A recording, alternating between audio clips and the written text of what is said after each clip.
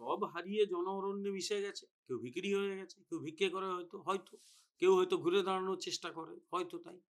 দেখো একটা কথা বলি, সেটা হচ্ছে এই যে বড়, বড় বাজারগুলোতে যারা ব্যবসা দোকানদার সব, সবাই কিন্তু মালিক দোকানদার তা নয় তো। অনেক সময় দোকানদার নিজে চালায় না, অন্য কাউকে দেয়।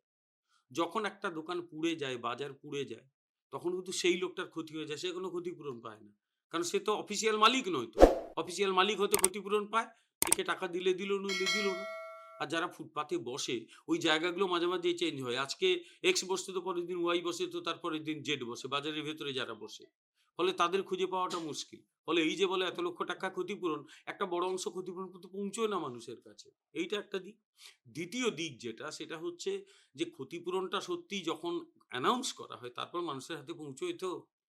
মাঝখান থেকে কিছু টাকা সরিয়ে দেওয়া হয় না তো। ৭৫-২৫ এর কোনো গল্প ওখানে থাকে না তো। আমি ধরে নিলাম থাকে না। ক্ষতিপূরণ দেওয়া হয়। কিন্তু সেই ক্ষতিপূরণ যা পায়, সেগুলো মানুষের ঘুরে দাঁড়ানোর পক্ষে যথেষ্ট?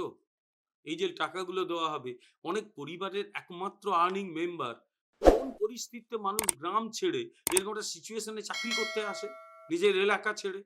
তারপর সেই লোকগুলো আর বাড়ি ফিরল না। তাদের বাড়ির কি হবে? এই কয়েক লাখ টাকা ক্ষতিপূরণে মিটে যাবে সব? ফলে এগুলো আমাদের ভাবতে হবে।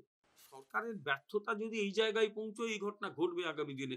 এ নিয়ে তো সন্দেহের কোনো জায়গা নেই। ফলে সরকারটাকে বদলালে হয়তো পরিস্থিতি বদলাবে।